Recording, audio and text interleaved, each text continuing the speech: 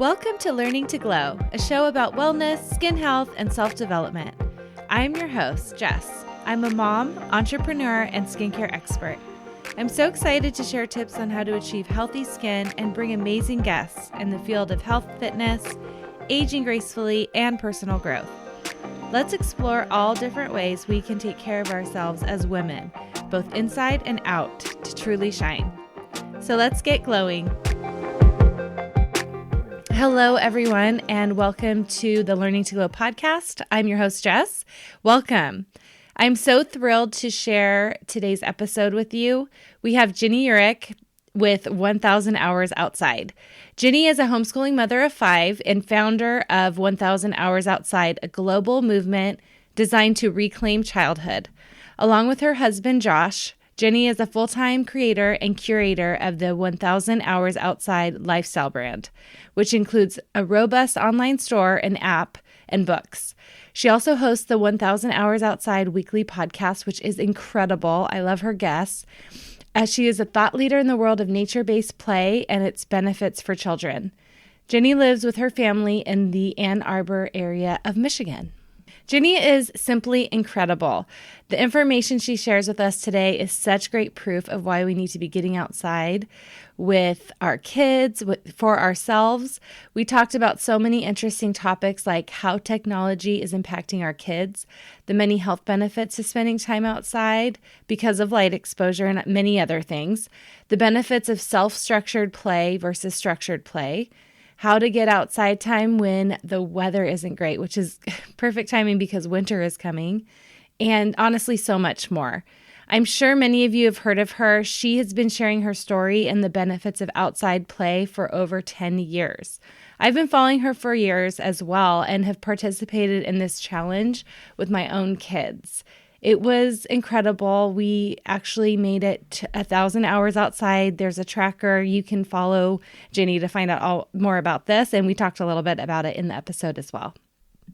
I'm truly honored to have her on my show and share this information. I'm so inspired after speaking to her. I learned a lot, and just moving forward, we are going to be making some changes in how we do, life in our family.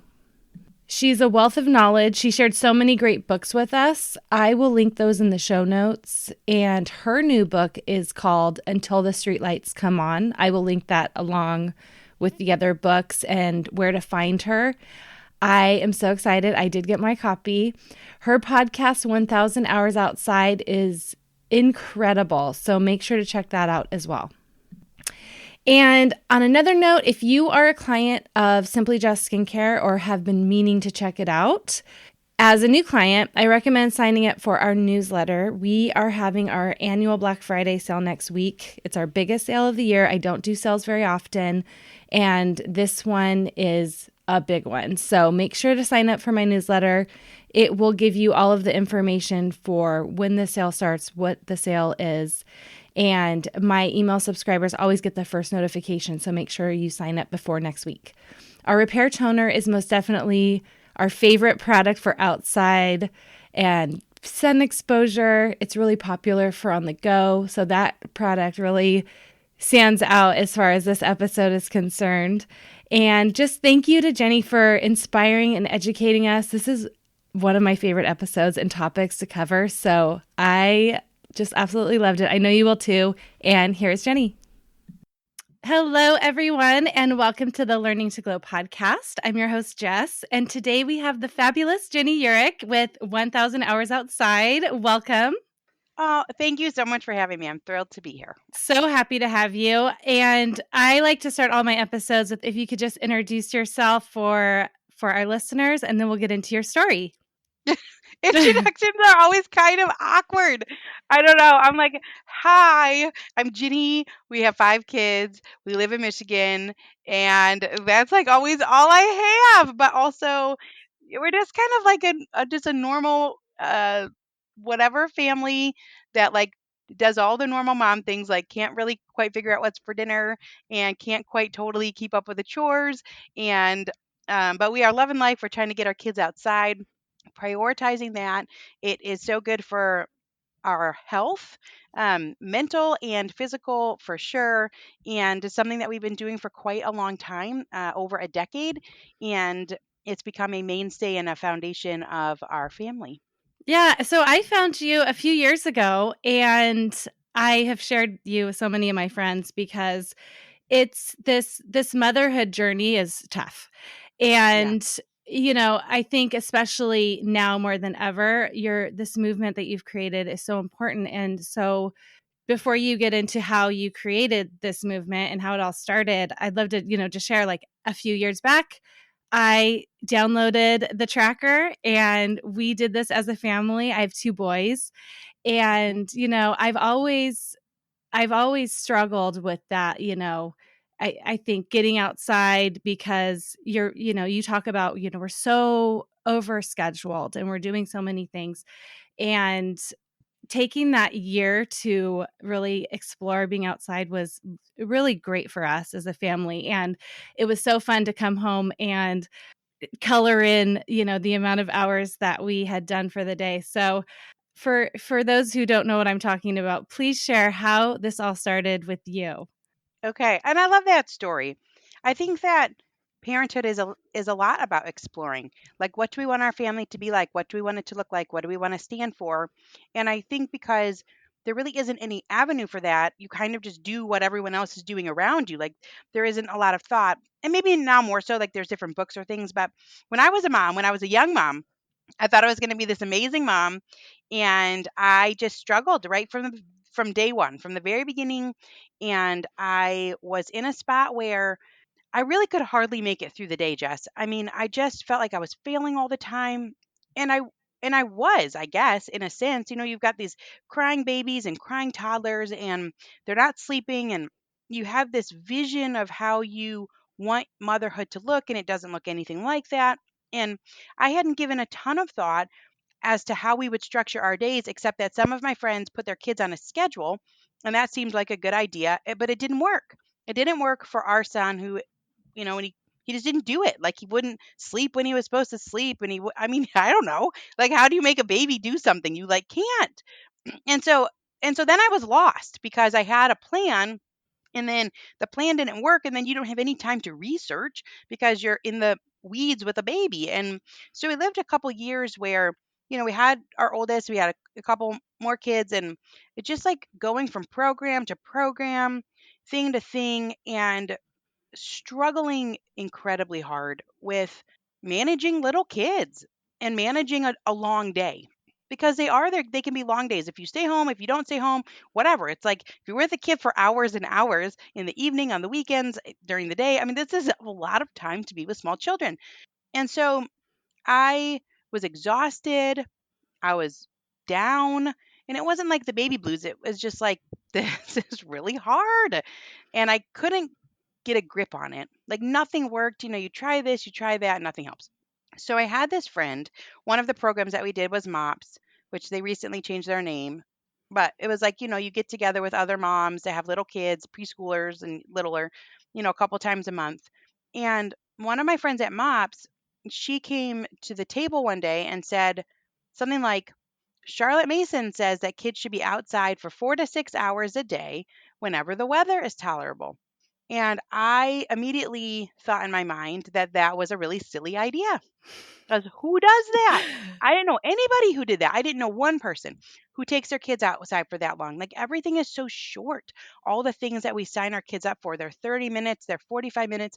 And even in that short period of time, I think we are scrambling to try and keep our kids' attention. And it's like there's so many things that are sold for the sake of giving the parent, like, I want a little bit of a break. Like, I need like 10 minutes to compose myself. So it's like we buy these toys and we buy these crafts, and like none of it works. And so I'm thinking, well, what are the kids going to do outside for 4 hours? That's way too long. But I didn't say anything because, it's like you don't want to disagree. You're trying to make friends. You're trying to, like, oh, okay, tell me more. So then she invited us to do it. And I was like, oh gosh, why did she? She was like, well, we should try it. And I was like, we should not. That's not going to go good. Oh, so here we were, and she says, "We're meeting at this park from 9 in the morning till 1 in the afternoon. Don't bring anything." And actually just learned earlier this morning that that's one of the tenets of forest school is you're really not supposed to bring anything along. Like, you bring your food and your water and that's it. And that's what we were doing, like a picnic blanket, food and water. And I could not even comprehend how this was going to remotely go well because I'm like, my kid won't even play with Play Doh for more than 12 minutes. And like, they just don't have the attention span to last with nothing for 4 hours. So we're meeting at 9 in the morning. We're supposed to stay till 1 p.m. I'm like, okay, cue the worst day of my life, right? And so we show up at this park, which was a park in every sense. Like this is not a playground, right? There's no play equipment, there's no jungle gym, there's no swings. It's just, grass and a little creek that ran through, and it's pretty. But I'm like, what? There's nothing to do here. And so we spread out our blanket. And I'm thinking this is going to be awful. Well, she had 2 preschool toddlers, and I had 2.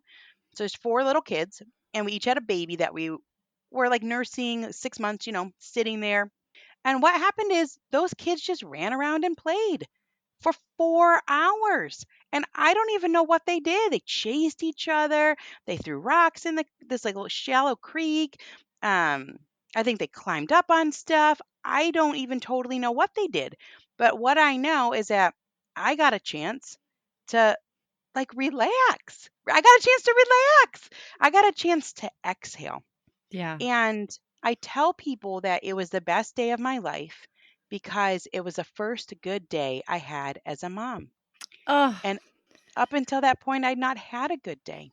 And our oldest was 3. That's a long time to live without having any good days. Mm. And so it was a day that we all left feeling fulfilled and refreshed and rejuvenated and that good kind of tired. Like the kids all fell asleep at the same time, which is like a miracle that never happens. And so we immediately changed how we were doing young childhood and started incorporating these expansive periods of time outdoors on the most tolerable weather days, Mm-hmm. because that was part of it, right? And maybe a little bit more in the summer, fall, and spring, and a little less in the winter because we live in Michigan. It gets pretty cold here, but still committing to be outside. And it changed my life as a mom, like completely changed. I was drowning. Mm. Like, I don't even want to get up in the morning. I don't even want to go to bed at night because I don't want to get up tomorrow and do it again. I was drowning as a mother, and it changed in one day with a very simple concept. It's not necessarily easy to implement, but this simple concept of spending extended periods of time outside. And so, I did that in September of 2011. Spent 2 years really committing to this outdoor time with a small group of friends, and then started writing about it in 2013 because we weren't running into other kids. And it had been so life changing for our family. And I did it for my own mental health at the beginning. I'm going to be more present. I am going to be more fulfilled. It's going to make me a better mom. It's going to help our family run better. But what I saw really quickly was that our kids were thriving too. So they're eating better, they're sleeping better, they're not getting sick. We haven't actually needed a doctor's appointment since 2011. I have 5 kids. They're moving their lymphatic system. They're like ruddy, they're tough, they're trying new things.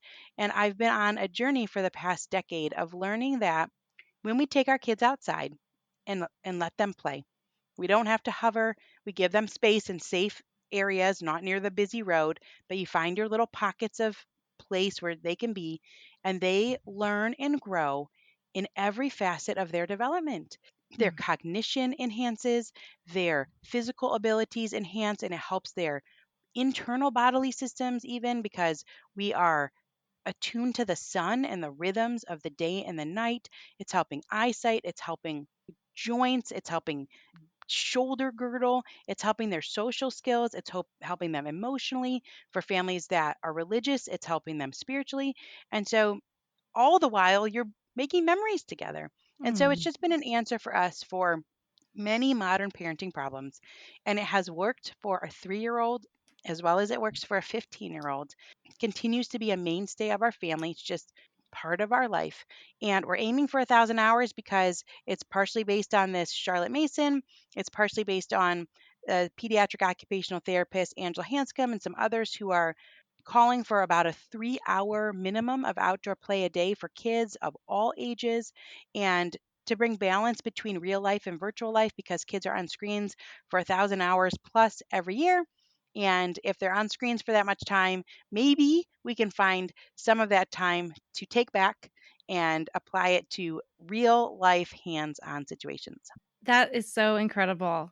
It the benefits that you list that you saw from just getting outside. I mean, there's so many different reasons why, and I know you talk about this a lot on your podcast.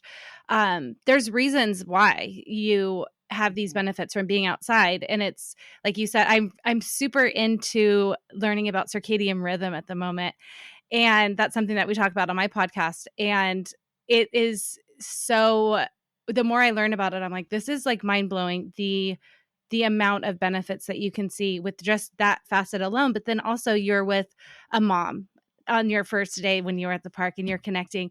And I remember when Mhm. my kids were really little, that I think was one of the hardest parts about, as you say, like the days can feel very, very long and being Mhm. isolated and you're only speaking to a baby or a dog and you're like, I have no adult connection. And I feel like Mhm. that is so huge to like be able to go into meet a group and or just Mhm. another mom and go and spend this time.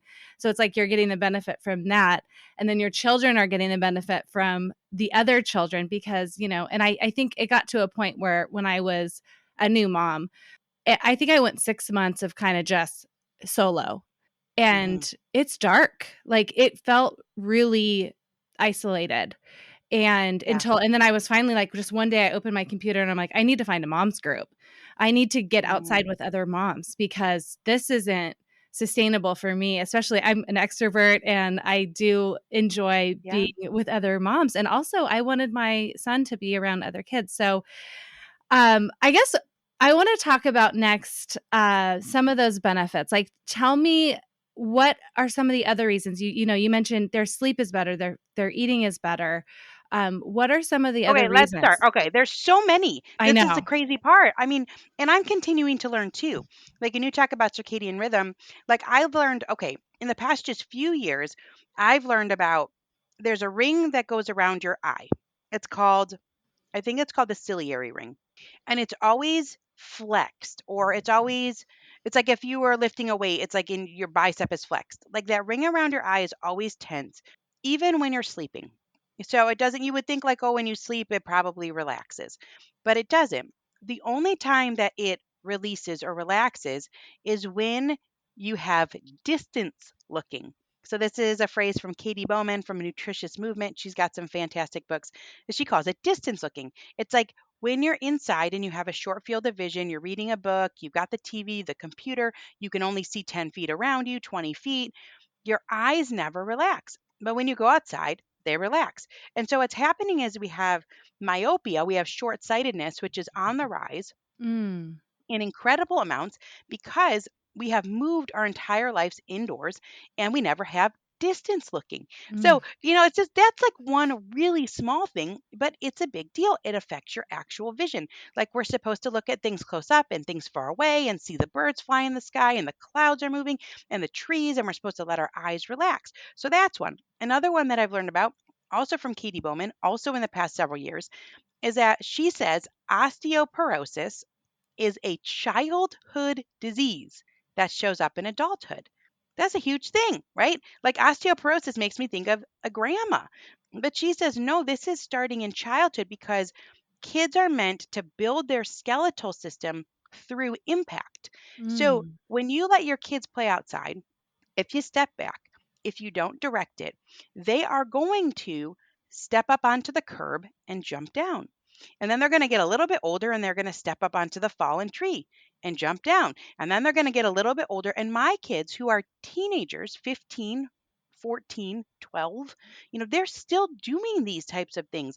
Now they're getting up higher. They're climbing up on the hay bale. They're climbing up on these higher things up on the fence and they're jumping down. And every time that they have that impact, it's building their skeletal system. And every time you have heavy work, it's working on the pushes and pulls in your body is growing and adapting. But the average kid is outside for 4 to 7 minutes a day and on screens for 4 to 7 hours. So we're not getting those inputs. So that's happening. I mean, that's on the physical level. You talk Mhm. about the circadian rhythm, right? There's 100 body systems that depend on the day and night cycle. You're moving your lymphatic system. When you get outside, there's no pump for that. You have to move. When you're rolling, it's stimulating your vestibular sense. So the vestibular sense is like this integrating sense. It helps all the other senses work, and it's activated when your head is out of an upright position. So I was like, well, what do kids do? You know?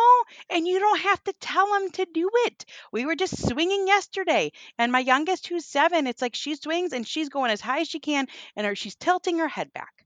Well, that's helping that vestibular system activate anytime they roll, anytime they spin. But we have turned childhood into a sitting thing. I think I read someone had written kids are sitting like for 6 hours a day on average, or so. It's like it's so long.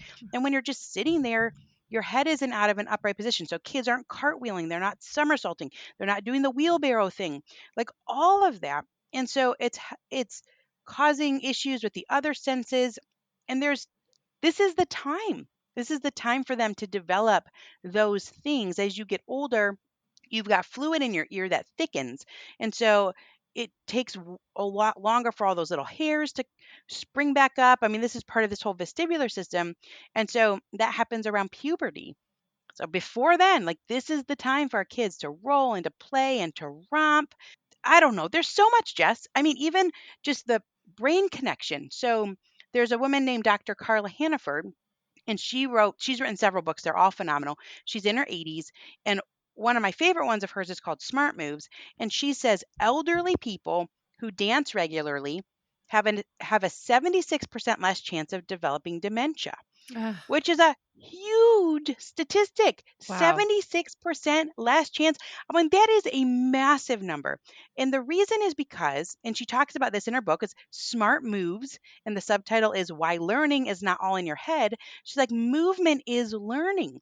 Complex movements like dancing, they enhance the wiring in our brain and they protect it too. And so, what happens when kids go outside?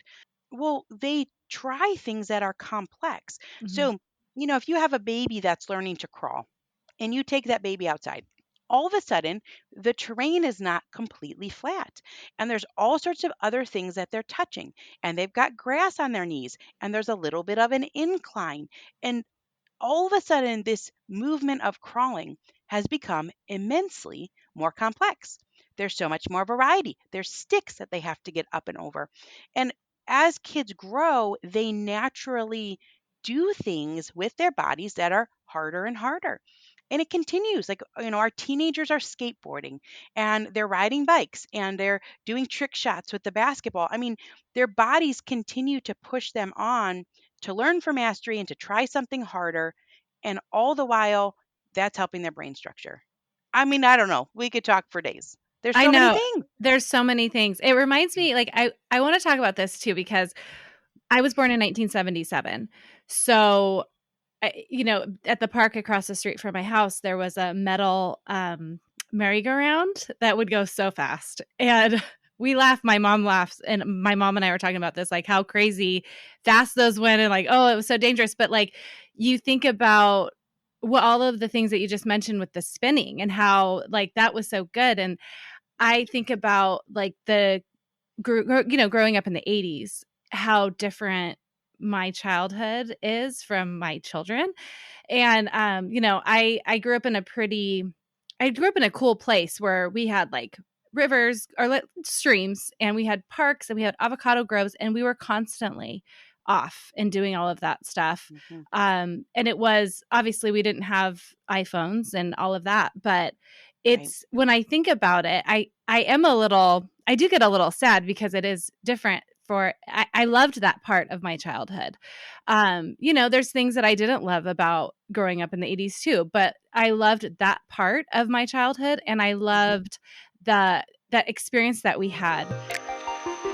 When I first started my wellness journey, I had already been in the skincare industry for years, working on client skin and as an educator for multiple skincare brands. When I learned about how the toxins in our personal care and beauty products could have a negative impact on our health, I knew I needed to make a change. I was used to the result-driven products that I was working with, and I was not happy with the natural products on the market at that time. Although they were safer and cleaner, they did not meet my expectations for results. I created Simply Just Skincare to deliver the results my clients demanded from their products while using natural, toxin-free ingredients. You can check out my clients' results and reviews on my website, simplyjustskincare.com. In 30 days, my clients have reported more hydrated skin, less appearance of fine lines and wrinkles, and more of an overall glow. Our top sellers include our Repair Toner, our Hydrating Undo Serum with hyaluronic acid, and more. I am offering my listeners 20% off their first order with code PODCAST. Check it out in the link in my show notes to get glowing today.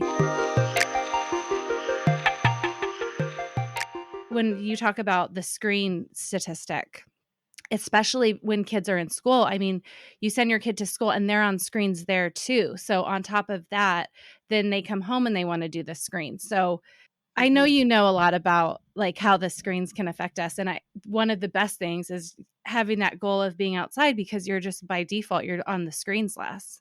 But what are some of the things Right. that are negative about the screens? I mean, so many, but Well, I would think, okay, so I would say from my perspective, the thing that I focus on most, because screens are part of our society and our kids use screens. We are not anti screen. We really are just striving for balance. I would say that, everyone knows it's like, well, there's pornography and there's things that kids can be exposed to that are beyond their years that might affect them for a long time. There's cyberbullying, there's all that, right? Everyone knows about those things. But what we focus on is what it takes away.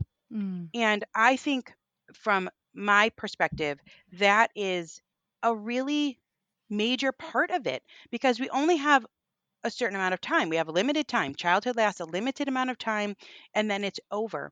And so if too much of it goes to screens, we miss out. Kids miss out on these other substantial parts of whole child growth. And it's interesting because everyone says the same thing as you, Jess. They say, I am grieved. I am sad that my child is not getting that part of childhood. Like you said, they say it the same way. Well, the kids who are entering early adulthood are starting to say the same thing. They are saying, I'm grieved. I lost it. I didn't get it. I wanted it so badly. I was so excited to be a teenager and to do all these things and go to the mall with my friends and have parties. And they're like, it doesn't exist. It doesn't exist. And even the parts that do exist, it doesn't exist in the same way because you could constantly be videotaped. You don't ever know whose phone is on you and they're going to get a video of you singing this song or doing this dance or just being yourself and they're going to share it to everyone else. Like you're constantly on display and so you can't ever really be yourself. And so as sad as we are, my midwife says someday our kids are going to grow up and turn to us and say, why? Why didn't you limit that for me? oh, Because they don't know.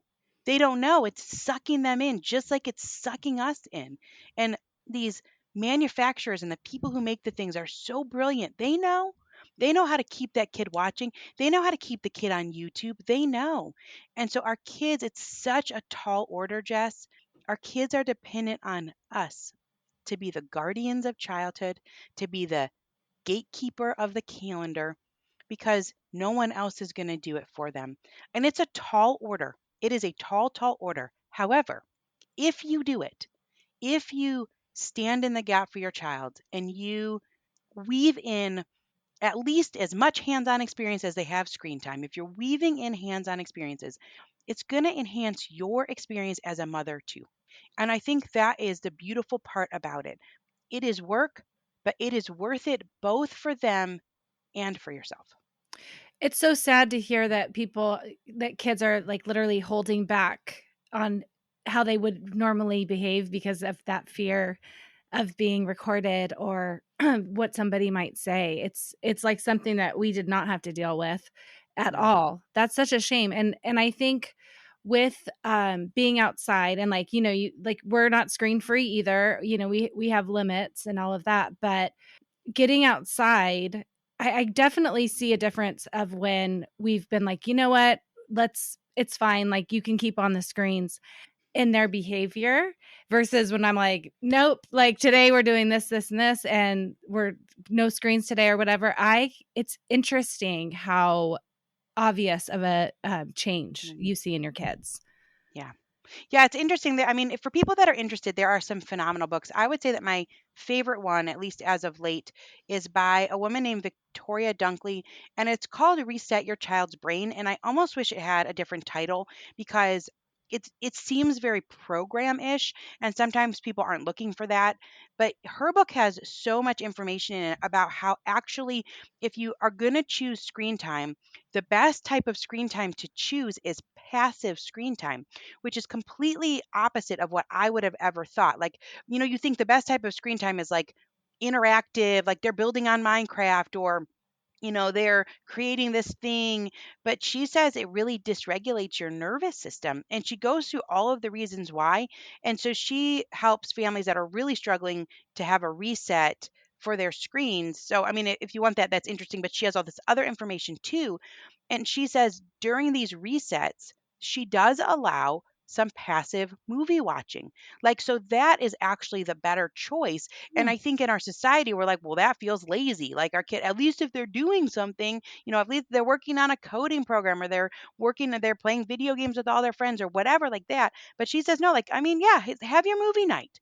Like, pop your popcorn and lay around and watch a movie. That is not dysregulating the nervous system as much as social media and all these interactive things are for our kids. So I think it's a really interesting one to read. Oh, that's super interesting. And I think of like I just had an expert on the nervous system and how dysregulated we are, and a lot of it is because of, Mhm. this is just a different world that we live in today. Like even not even just 30 years ago. It's just like we're just our brains haven't developed as much as time has and technology has. So it's definitely like a big shock to the nervous system. So I one of the things that I wanted to talk to you about also is you've talked about like you went out to the park that day. You did not bring anything with you. It was completely unstructured. And I want to talk about that and the difference between structured play and unstructured play and why unstructured play is so beneficial. Yeah, it's a really good question. And the leading expert on that topic is Dr. Peter Gray. He wrote a phenomenal book. If there's like books, I was like, you got to read all these things. But it's information that you want to know and you don't want to know it too late. And I think that's part of the problem. So it's like you want to read the Smart Moves book by Dr. Carla Hannaford. You want to read the book Balanced and Barefoot by Angela Hanscom. You want to read this book. It's called Free to Learn by Dr. Peter Gray. And he actually uses the phrase, and I think it makes it make a little bit more sense, self structured. So he says no play is unstructured. There is always structure to what we're doing. The difference is that we are raising kids in an environment that is adult driven or adult structured, often from dawn to dusk. So Mm. they're getting up, they go to school, they're at school now where we live. It's like the bus would come at 8 in the morning. It doesn't come back till 4:30 for an elementary school student. So this is a long day. So, they've got this adult structure throughout the day. And I used to be a teacher.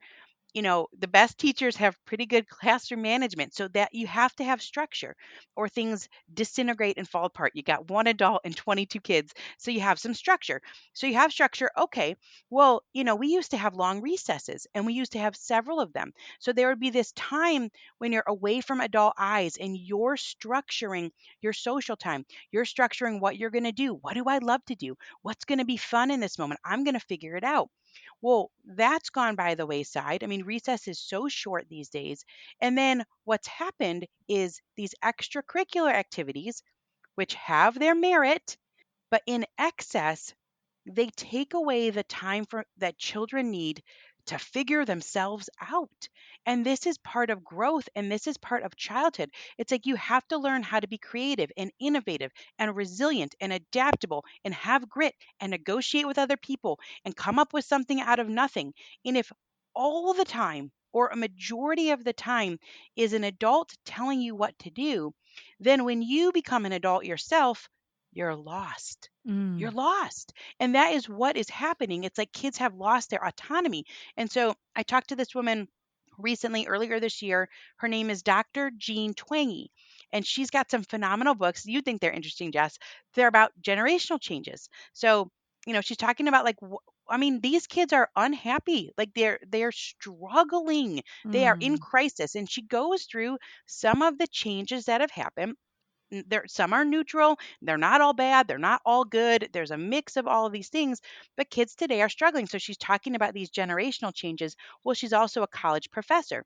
And so she said that recently, this is a newer thing, that kids are coming to college, and she says they can't even make simple decisions without texting their parents. That's what it looks like. When kids don't have autonomy, they don't have practice making decisions, taking risks, and learning about themselves. And it shows up in a way that hampers your ability to do those things as an adult. So there's that piece of it, and there's also the social piece of it. Kids are biologically designed to self educate, and they come into the world wanting relationship. And so they want to play. If your kid sees another kid outside, they are drawn to that. They want to go play. And so, because of that, they self impose different rules, and they start to figure out the nuance of social relationships. Like if I'm too assertive, the other child is going to quit. If I'm too passive, they're going to quit. Mhm. If I'm too bossy, all of these things, and you start to learn like the little edges of relationship. And so that is also a skill that kids need too. Because the world is changing, it's not the same. We're going to have kids who are growing up and having lots of different jobs.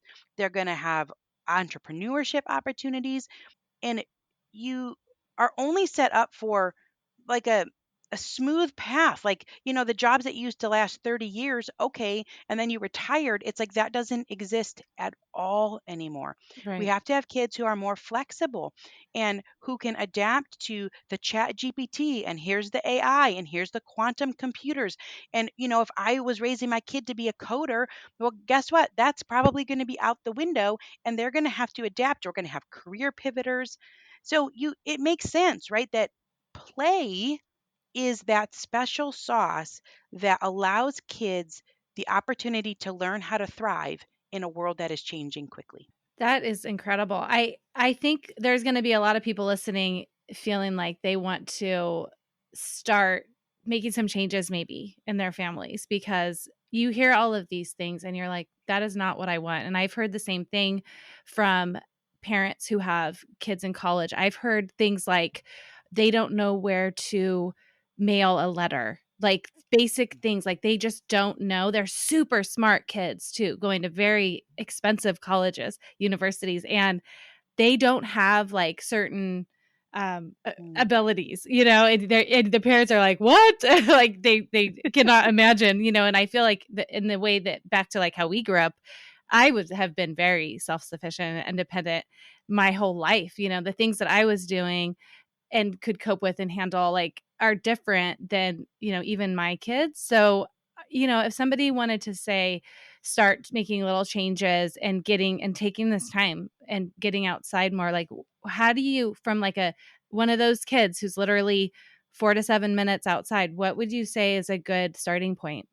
yeah, I get asked this a lot, and I have found that my answer is basically just my own experience.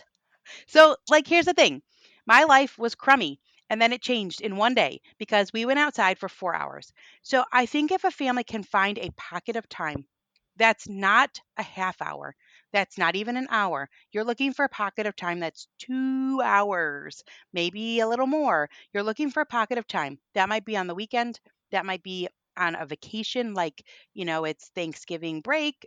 And you got a little bit of extra time. It's over the holiday season, it's in the summer. You're finding a pocket of time, and you are committing to go be outside during that period of time. It's helpful if you've not ever done it before It's helpful if you have a hike, something like that that gives it a little bit of a structure. So we're going to go for a half mile, we're going to go for a mile.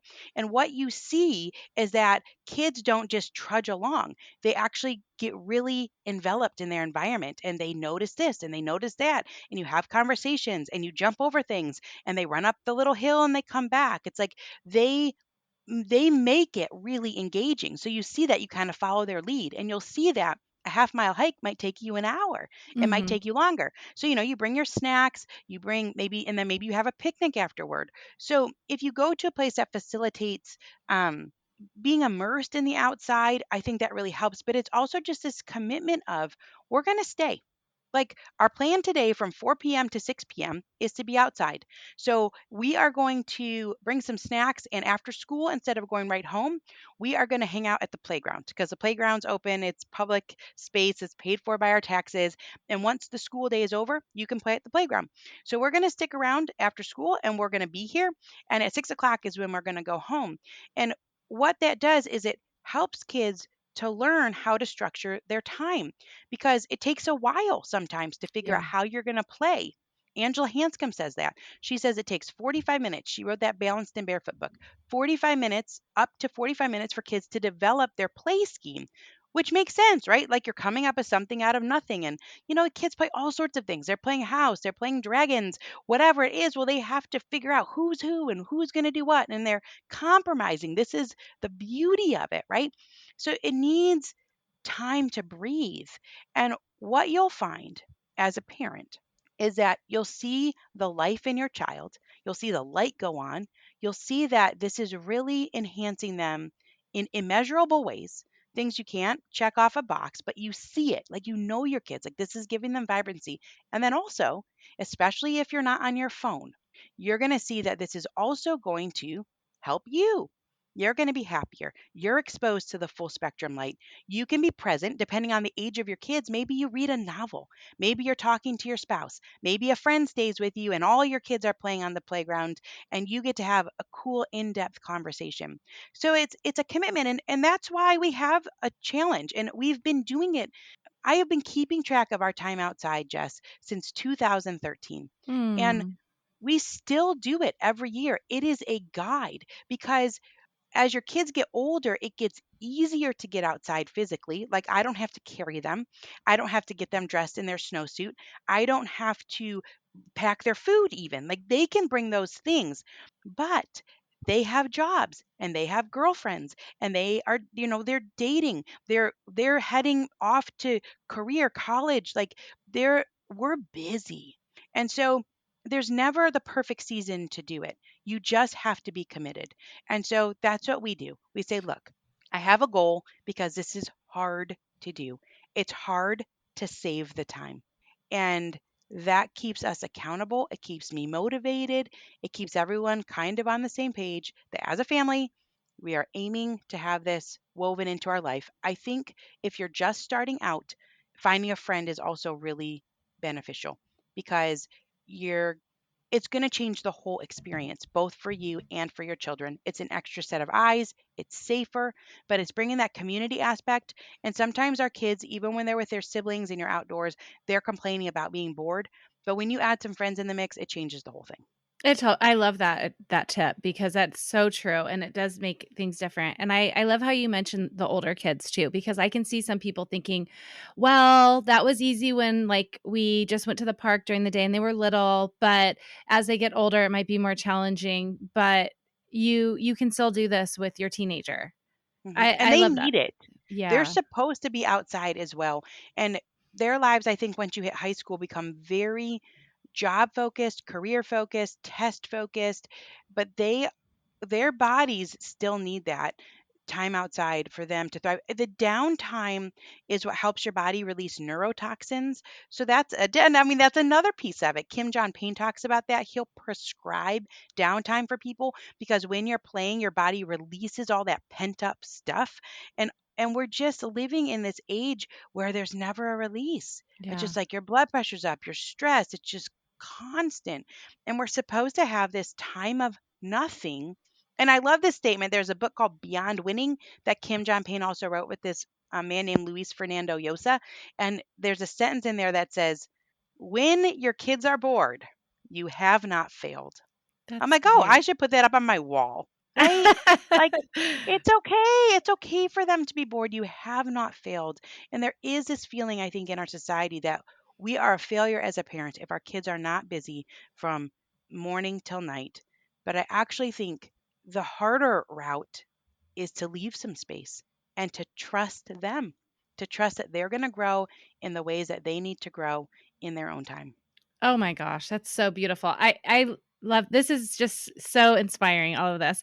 I saw something that you posted on your Instagram about weather and like how to kind of break down the months of the year. And you are obviously a very cold climate, but you still get out there in the winter. Mhm. And I love that. And I'm from Southern California. So I can't complain too much. I still do. I do complain about the heat because it is hot here, Uh-huh. but I used to be to the point where I'd be like, it's above 80, forget it. Like this is an inside day, but I've allowed myself to be less of a wimp about this, and like it's okay to sweat, but I thrive in like the fall and the winter because I love being outside when it's a little cooler, and being active and running around outside is much easier, but this can still be done no matter where you are. And I love It's the that. truth. And it's like, what if the point of inclement weather is to make us stronger people?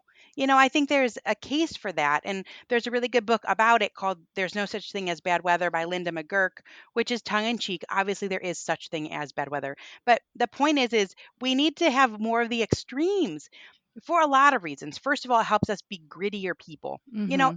It's really good to get outside in the cold. It's good to get outside in the heat, not in a way that's unsafe, but in a way that pushes us. So maybe we're not outside for 4 hours that day, but maybe we make it 25 minutes, in that cold temperature. We're bundled up or you're out in the heat and you're sweating and there's bugs. This is good for our kids. We're not meant to be comfortable all the time. And there's a book called The Comfort Crisis by Michael Easter, where he makes a case that this strive for comfortable life is actually really making us unhappy because, and Linda McGurk talks about it too, like the happiest you are, the best you feel is when you've been out in the snow and the wind is whipping and you're freezing and your nose is running and you come into a crackling fire. I mean, there is nothing better than that. The crackling fire on its own is not as powerful if you haven't been out in the cold. And the same is true for air conditioning. I mean, that relief you feel when you step in and it's so hot outside.